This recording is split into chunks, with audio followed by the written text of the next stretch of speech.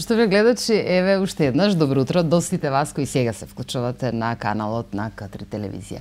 И како што и најавив пред крајот на првиот дел, ова е вториот дел од утринското издание во кој што се трудиме да имаме гости, кои што не се најчесто од секојдневниот живот и од области кои што по многу што имено гостите се заслужени да се најдат како наши гости, од кои што можеме и да научиме и да слушнеме нешто повеќе, а и да се запознаеме со нив и со нивните професии.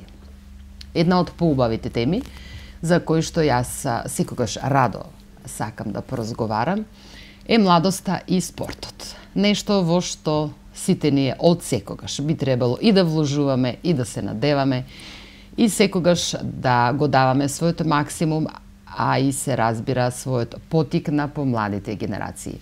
А нашиот гостин денеска и ќе говори токму за тоа и ќе имаме можност да поразговараме и за времето порано како било и за денеска. Во прашање професорот по физичко воспитание и култура, господинот професор Димитар Антевски. Добро утро. Како сте, професор? Добро утро, добро. Фала на покана, дојдов. Се разбира, ние никако да го најдеме терминот да се договориме, за да се видиме со професорот со оглед на тоа што, ајде, празниците што си беа пред Новогодна си беа, од друга страна некои вирози, некои вирусни, некои воспаленија, некои прелади, не можеме никако да излеземе од цело што се нарекува овој ваков прелазен период, но како и да е, кога сме спортски активни, нели? Да. Се ќе победиме. И здравјето ќе подобриме. Здравјето ќе го подобриме сигурно.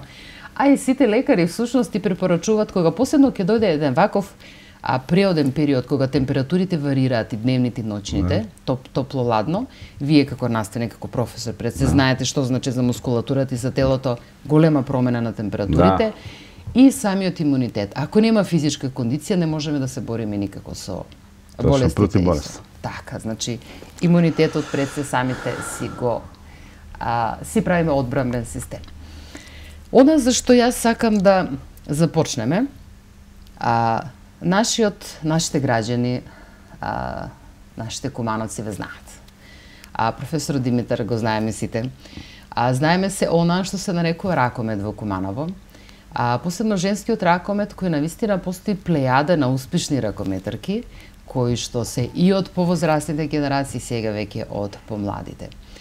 Сакам да направиме една профилна ваша слика, да ни кажете за вашиот почеток. Првен ќе почнеме од кога и како сте професор, со оглед на тоа што од кога веќе сте професор, вие сте и во групата на тренерите, значи од секогаш сте и тренер на ракометот во Куманово, со тоа што вие сте еден од почетниците, што би се нарекло и што е многу и убаво и интересно, што истрајуваат и до ден денес и тој успех позади вас. Значи упорноста и работата си се исплати.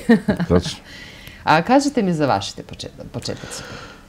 По завршувањето на образование во далечната 67-ма се вработив во едно училиште на околината на Куманово, тоа е село Кашење.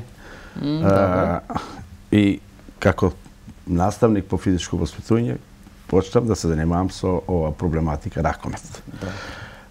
Со првото одење таму, пред мене работеше еден колега, он беше почнал да гради игралиште, меѓутоа него го повика во војска, јас дојдев као негова замена и продолжив да го градам тоа игралиште за ракомет. Штом го изградивме со дечињата кај што тренирава учениците, почнавме да работиме на усавршување, на вежбање. Во прашање беше игралиште надвор, така? Надвор игралиште, тогаш и првите екипи Куманово играа надвор. Меѓутоа после се сменија условите, порасна стандардот и децата повеќе не сакаат да играат на отворено, не сакаат да влезат во сала кај што е навистина и поубаво. И од тоа училиште таму, работејќи 2 години, јас направив една мала екипа која за тоа време имаше извредни успеси. Дојдов на надпревари као селско училиште, дојдов на надпревари во Куманово и на турнирот во Куманово ја бив прв со нив. И на тој начин добиваш и јас како квалитет, како тренер се познават, сатисфакција дека навистина со работа може да се постигне, иако со такви лоши услови може да се постигнат добри резултати. Се разбира. Под враќање од завршување таму, мојата кариера се настави во Основното училиште Браќа Младеновци Куманово. Со самото доаѓање во Основно училиште Браќа Младеновци, дојде мој професор од Скопје да биде тренер на кошаркашкиот клуб Куманово. И Уго ќе повика, мене ме повика да му бидам помоќник и да работам со него во кошаркашки клуб Куманово.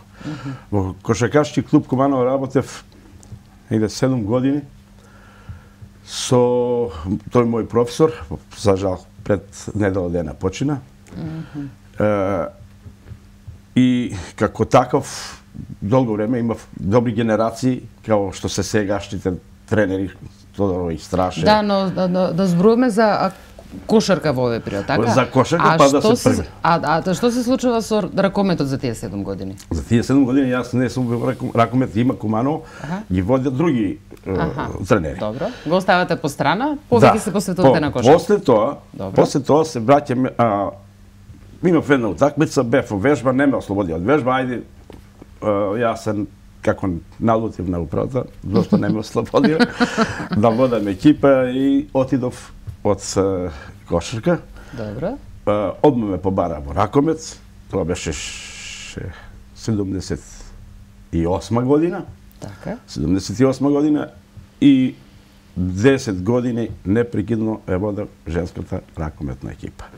Така. За тој период, на моето водење на таа женска екипа, кој ги водев, беа на 7-мо место во лигата, наредната година ние станавме први во лига, со една или две така изгубени надпревари. Влеговме во втора лига, тоа е Црна Гора, Македонија и Косово, беше таква лига, регионална лига.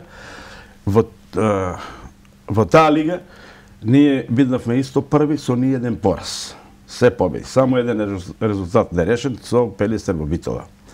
После тоа, со тоа, значи, за 2 години променивме 2 ранга на такмичење и влеговме во прва Б Југословенска лига. Така се викаше тоа влегување, прва Б Југословенска лига.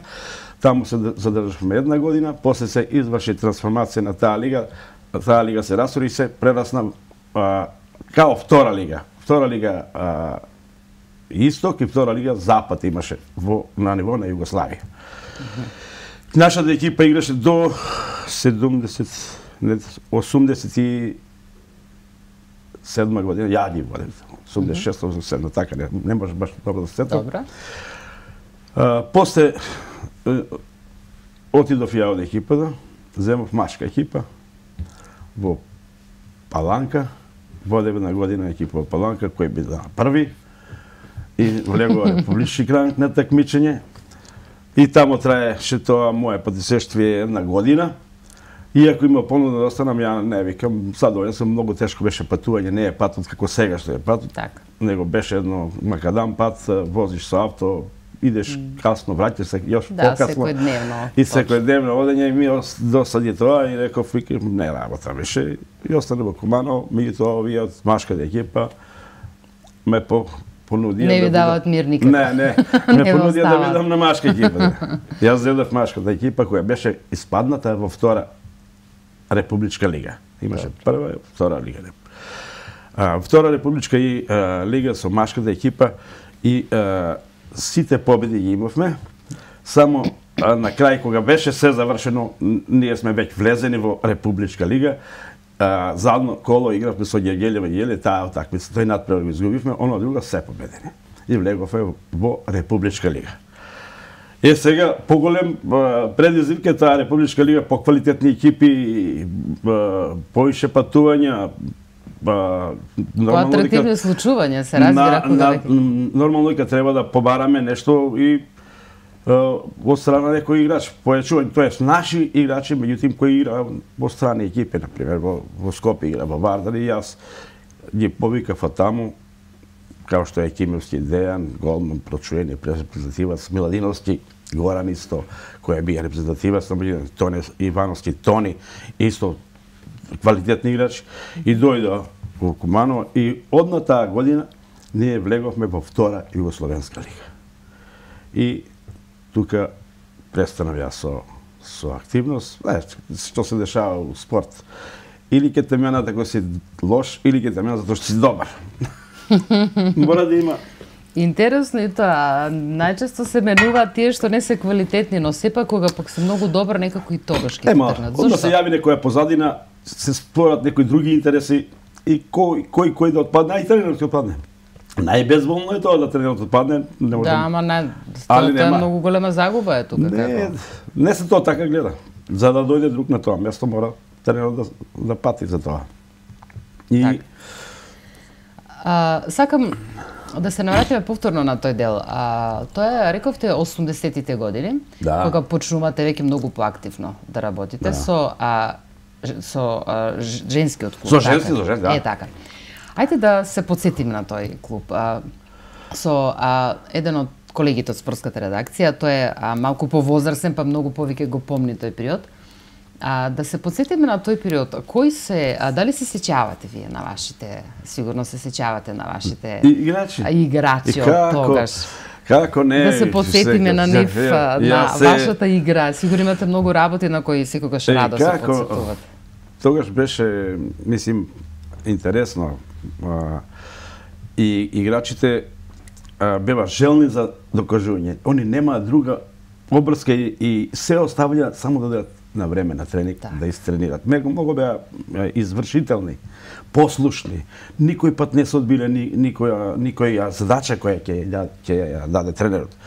И таа генерација која е заслужна за таков рапиден напредок на кумановскиот рукомец, се можем да ги кажам по име, Славица Николовска, тогаш се викаш, сега се вика Жибак, Славица, Жибарс, така нешто. Така. Она исто ваша колешка, новинарка по занимање.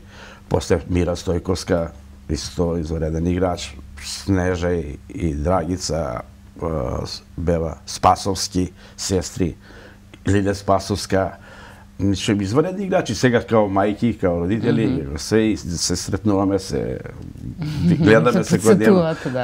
Сега ги тренираме нивни внуци.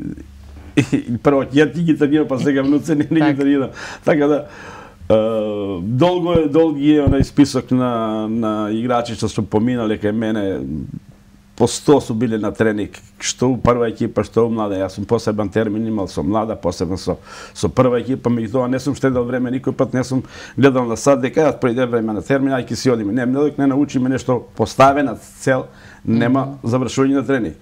И мислам, исклучиво со собствен кадар сум играл, не сум дојдувал играчи од страна да ми игра некој, него само наши дечиња од тука, од Куманово, израстати покрај мене, покрај други тренери што се биле во Куманово, работеше Чадаревиќ Петар со мене, исто он професор по физичку, Перонако беше. И тој работеше со мене, така да сме створиле генерации кои се биле као успешни играчи, не само во Куманово, и во надборот Куманово. Најголемо задоволство е било кога влеговме во на втора лига југословенска, па едно патување земе воз Кушер, па до Београд, у Београд играме надпред, па се враќаме назад, или со комбиње патуваме. Ја имав авто, едно па со авто, 4 играча ке мене авто, едно комбе, патуваме за Шабас, например. Или Титовград, пораношан Титовград, сега Подгорица. Тама сме играли Данаиловград, Зајчар, Неготин, Крајина, сите тие там Ниш, сите тие делови на овој дел на Југославија, бивша Југославија, беа посетувани преку спортот. Така. Тоа време било многу подруго, од многу аспекти. Знаеме, значи, што значеше Социјалистичка Федеративна Република Југославија тогаш? А што значи тоа време денеска? И условите за живот, и за работа, и за контакти со другите републики. Значи, се беше многу поразлично. Од друга страна, вие го имате тоа чувство за препознавање на талентот кај младите луѓе. Значи, како што рековте и самите, и тоа е една од препознатливите карактеристики кај вас. Да, професор Димитар не сака играчи од страна, тој сака да вложи во нашите играчи. Само нашите. Така, значи, ако веќе има квалитет, кај некој од нашите играчи го препознавате, вложувате во него и се разбира дека сето тоа ќе вроди со труд, доколку се разбира има капацитет. Да.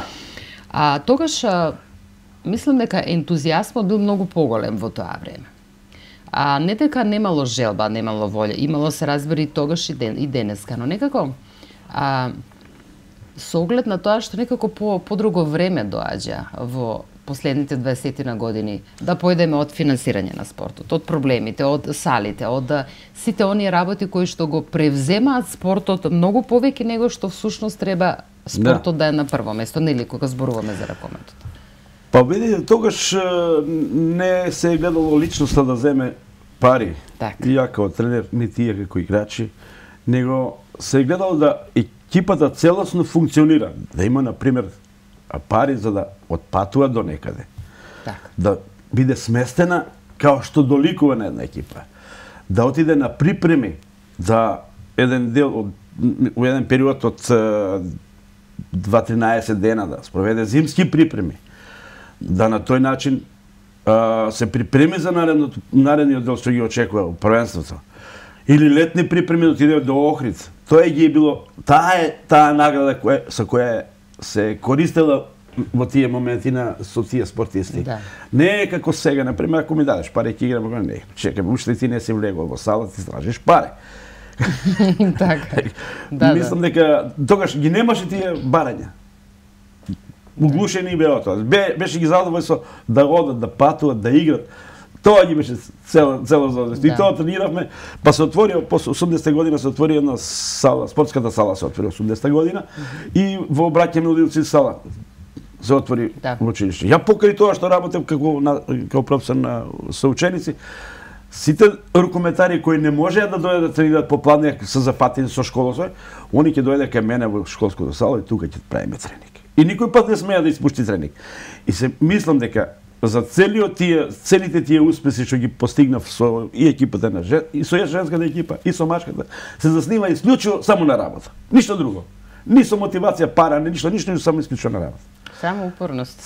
Само упорност, работа и ќе си дојде резултат сам по себе. После завршување на таа со машките менјам, мушки, женски, нема се ракомете исти, дали се игра кај машки, дали се кај женски, се е исто тоа. Ги земав машките и направивме еден добар успех со освојување на куп 93 година, куп на Македонија. Тој прв куп на Македонија го освои Шевро Куманово, во кој и јас имам голем, не бев баш на свечениот чин, али голем удел до тој чин. Додека да дојде до тука, тоа е всушност најголемата работа. Јас сум тука, али баш во финалето не сум. Сега од кој победи, не знам тоа зашто и како е. Меѓутоа се покажа дека се остварени добри резултати, дека Куманово е прва екипа која го освои купот на Македонија. И беше ми задоволство, иако не бев. Ја, знаејќи дека јас сум работел тамо толку. Јас сум имал да припреме и Уберово, и тренинг утакмици, и за тоа ми беше мерак и сега ми е радост. Пуно ми е срце за тоа што сум го работел и успешно сум го работел. Така. Кога ќе направите една ретроспектива на сео на што сте го сработеле до сега, дали можете, многу е неблагодарно да ве праша некој, например, верувам, но дали е по-лесно и по-примамливо да се работи со машките или со женските? Што се однесува до ракометот? Не во поглед на тоа дали се послушни или не се послушни, дали, што ви е поголем предизвик? Јас сум работел и со едни и со други. Во исто времено и во школото, ја 94 година прв во Македонија отворив приватна школа ракомет. Во 94 година. И ја има постојано ученици, околу 5-60-70 ученика на тренинзи. Им една група машки, една група женски. И работев исто, као со едни, така и со други. Разлика е во тоа што машките побрзо учат. Побрзо учат? Побрзо учат. Поубаво сваќат. физички се спремни. Леле, професоре, за ова девечињата кои ќе слушнат, па зар ние не можеме да сватиме? Не, они се машките се по-физички спремни, за тоа побрзо може да се носат со оние проблеми кои ги повеќе време им треба на девечињата. Да, девечињата, освен она активност која имат со мене на тренинг, на друга активност немат. Сидат дома или за компјутер или учење или машките колку толку ќе излезе надвор, ќе игра баскет, ќе се движи, да, ќе бидат многу повеќе активни. И за тоа што ме активноста поголема, моторичките способности се поголеми, да, поразвиени се. Поразвиени се и така да не да ја подценувам квалитет на едни и на други. Исти квалитет имам, само времето на работа е многу важно. Да. Колку троши време за да постигне одредени резултати. За да постигнеш резултати, исклучиво се заснивав само на работа. Да. Резултат друго нема правило, само работа и работа. Само многу работа. Многу работа. Што ме гледачи, ајде да направиме една мала пауза, музичка пауза, повторно се рачиме повторно да се одмориме малку.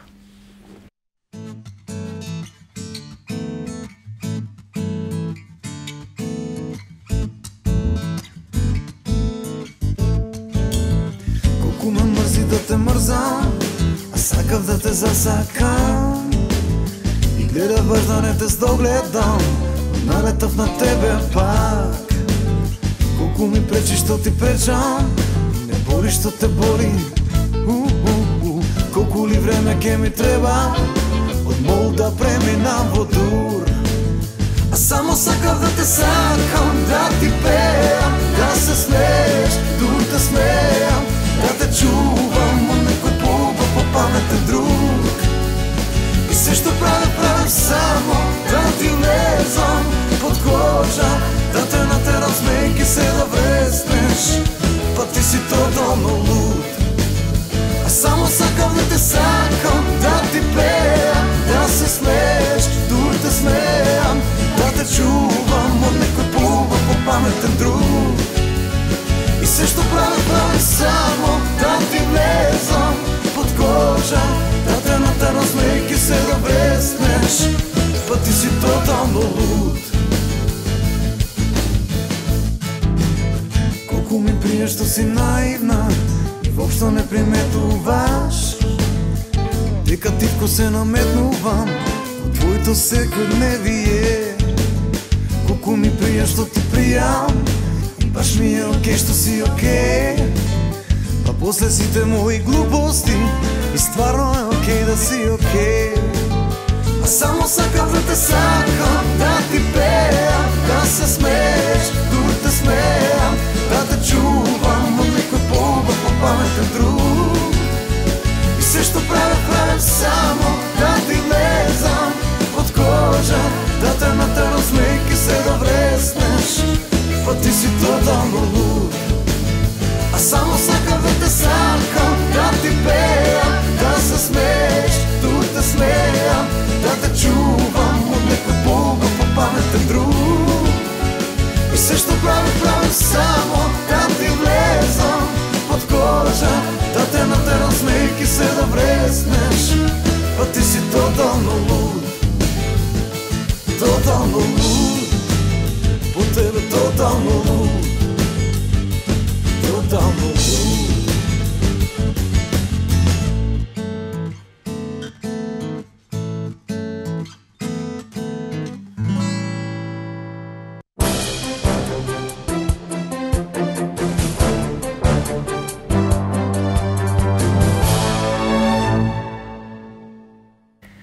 А еве пред неја си разговараме. Значи има толку многу работи кои што навистина сакам да потпрашам и некако се времето ни е мало. Има толку многу работи кои навистина сакаме да ги подсетиме и повозрастни генерации и да ги потикнеме и помладите да ја почувствуваат всушност она убавина на спортот и она што се нарекува начин на живот да ви биде спортот, бидејќи она доколку, како што вели професор Димитар, јас целиот свој живот го поминав во сала. Верувате, еден голем момент, многу голема работа во животот е да спортот биде дел од вашиот живот, бидејќи не само да бидете активни физички во прашање здравјето, Значи, во прашање нешто што вложувате самите во себе и од друга страна, младите кои ќе се потикнат на нешто, тоа е веќе еден многу убав начин на живот, бидејќи не само што физички се активни, и мозокот работи. Функционирате секако, и ментално и физички сте активни. Значи, многу поквалитетно е тоа што вели професорот, отколку дечињата да седат на компјутер, како што веќе имаме податоци во поново време, какви деформитети постојат, тоа е неверојатно. А зошто да постои деформитети кога децата имаат сега сали, имаат могуќност, имаш кај да се вежба, кај да се отклонат тие работи, само треба упорност и работа. Да, само работа. Професоре, рековте, успехот не дојде сам. Значи, само вашата парола или вашето мото е работа. Само работа. За да достигнеш успех во било што, тој ќе каже, слаба лига, слаба ова, за да постигнеш само мора да работиш. Повише него што работат други. И поквалитетно од тие. Едини мото е за успех работа. Која е вашата тајна на успехот? Сите тренери си имаат свој начин на работа, нели? Како што постојат тренери, дали од областа на ракометот, на фудбалот, на кошарката, не е важно. Значи, секој тренер си има препознатлива своја работа. Јас она потено што слушнав за вас како тренер, дека сте многу принципиелен, дека имате некои принципи кои држите до нив и такви си какви што се непроменливи, значи постои одредена доза на строгост, но се тоа некако ве формира како особа, како личност која што на крајот докажува со успехот. Па строго, ако се зацртани правила дека треба да се дојде во 8 сат на тренинг, треба да се дојде. Така. Треба да се изработи тие 2 сата или сат и пол колку сме на тренинг. Треба да работиме. Не да влеземе у сала па да ни пројде само време. За мене, ако се не е постигнат за време на работа, ја не завршувам тренинг. Ќе го продолжам тренингот само да се постигне оно зашто сме влегли во сала. Секоја работа треба да има свој цилј.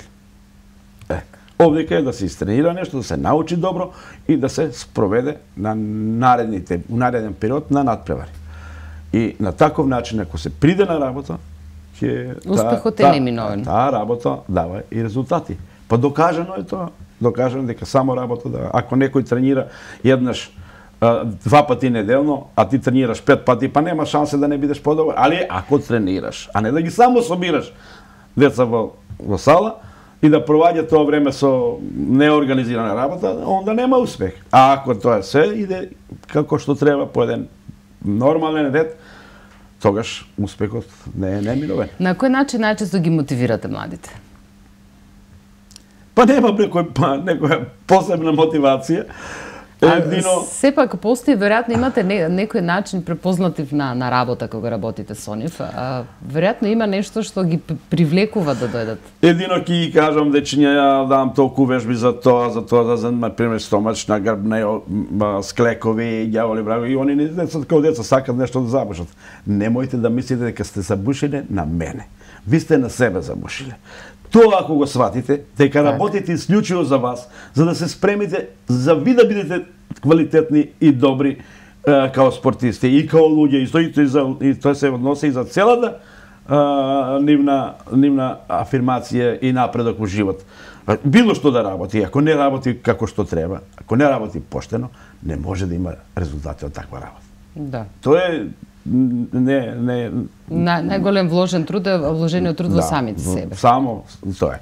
Тоа е, викам, исто, ја ги давам некој пример, викам, мајка ми на сабали ќе ви сипе млеко, викам, шолја, и сега ви каже да го испиете пред да поедете на училиште, а ви го расипите во лобо. На кого направите штет? На кого, викам, мајка? Викам, прво на вас себе, затоа што не сте го испиле. И кого сте го излажали? Вас сте си излажали. И на тај начин така ги мотивирам и децата не ми забушават, каже ми само професор, ја може ли оваа вежба помалку да ја работам заради тие причини, ја сваќам целата работа, ја сваќам на тоа, што јас сум цел живот со деца. Знам што е проблем. А кажете ми, дали постои некоја граница, од кога е најубаво, да кажеме, за девојчињата да почнат да тренираат со ракомет? Се е тоа индивидуално, верувам, нема некоја одредена граница, што е помало, тоа е поарно. Меѓутоа нема да почне со прави ракомет или се што е со физичка активност, со вежбање, со трчање, со со играње, тоа е sve добро, sve корисно. Кај се развиват моторички способности кои се неминовни за употреба на спорт. И се што е помало, тоа е покорисно. А поготово прав ракомет да почне да може негде пето оделение, кај ќе му бидат рачиња малку поголеми, да може да фати топка, али не штета и е кој е порано. Така. А сега моментално, каде сте активни и што работите сега во моментов? Активни сте секогаш, тоа... Сега сум активен како пензионер. Добро, тоа е веќе оној вториот дел, да кажем. Али вториот дел работа му Жорака Куманова. Така. Со него млад бев и сега со него остарев, меѓутоа желбата и љубовта према спортот е неизмерлива. Така. Некој има љубов да оди на планина, трет има да фаќа да оди на лов, да оди по риболов и така натаму. Четврт има да планинари или да... Секој има своја... Да, или да лети голуби има некој. И тоа е желба. Мерак. Мене е мерак да стварам дечиња, да тренирам дечиња, да ги обучавам, да раснат покрај мене, со нив и јас се подмладам, чини ми се мене. Така е, сигурно тоа одржува. Да, и тоа ми прави задоволство и го работам. Така. Ме интересира да ми кажете една ваша слика на ракометот во Куманово. Во последните, ајде да не одиме многу, 10 години, 15, нека биде. Што се случува со ракометот? Имавме, значи, променливи тимови. Ме посетивте на времето, на шевро на машките, на женските, на девојчињата, да. Што се случува последните години? Па не е единиот клуб Жорака Куманова женска екипа кој е обстанал и овакви променливи, турбулентни времења. Така. Никој пат не е згаснал. Пред мене е постоел, јас сум продолжили други после мене и ден денеска постои, иако под лоши услови, без парица, без спонзори, без ништо. Меѓутоа наваѓаме сили да обстанеме и да ја задржиме таа традиција. Ако е Куманово по нешто познато, е познато по женски ракомет. Било е генерација пред мене што е водел покојни е сега Симоновиќ Славко. Тој имал екипа која се такмичила во Македонија, била неминовна, најдобра, доминантна. И имала квалификација за улазак во прва југословенска лига. Тоа е голем успех. Тоа е голем успех. После тоа јас сум наставил традиција да исто имаме квалитетни екипи. Па после мене исто наставиле, па работеле, јако сум бил во мушка, други работеле со женска екипа. Значи Куманово секој пат гаи таа традиција да има квалитетни женска екипа на ниво на Македонија, па и пошироко. Има интерес добар, само е малку подобри услови да се створат, без да доведуваме играчи од страна, ми би имало конкурентни на Вардар и на Металург.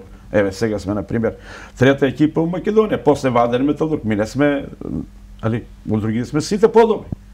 И при тоа го зборува нешто. Така. А тие дечиња сега што играат, те се израснали поред мене.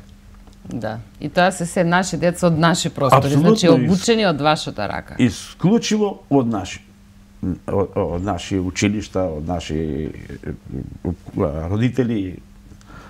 Мои унуки две играат тука.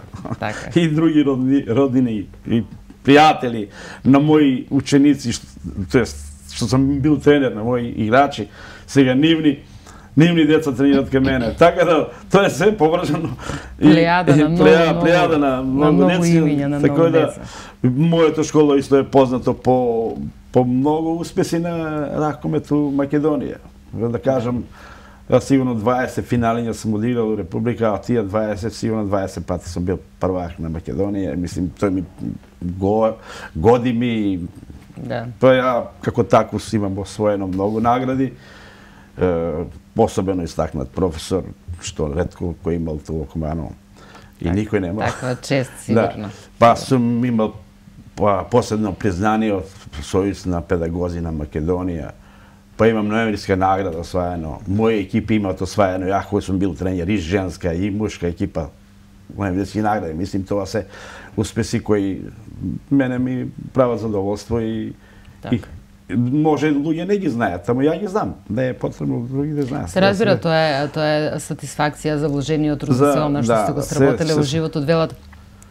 Не работиме за награди за да бидеме наградени, но многу убаво доаѓа кога ќе ви признаат за вложената работа. Тоа е исто како некој што вика, не е важно битно е да учествуваш, не. Ја никој пат не сум го кажал тоа, битно е да учествуваш. Важно е да победиш. Мене ми е секој пат било да победам. Битно ми е било да победам. И за тоа сум така и настапувал на тоа, сакам да спремам таква екипа која треба да победува. Еве сега се такмичиме, играме во Пионерска лига на Македонија, во овој источен дел. Ние имаме само еден пораз од Металург, оно друго се победи.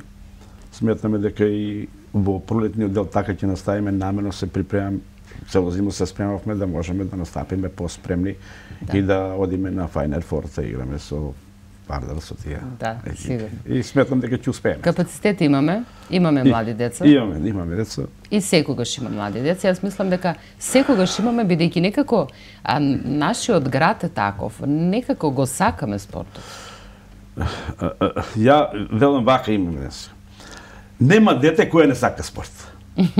Нема. Само е начин како ќе го ти ангажираш. Ќе го мотивирате детето да може да го привлече да може да работи. Така. Ако дојде у сала, како може да не работи? Мора да работи, он за тоа е дошол. И само треба да најдеш начин како ќе го потикнеш да тоа изработи оно што си му е дал да работи.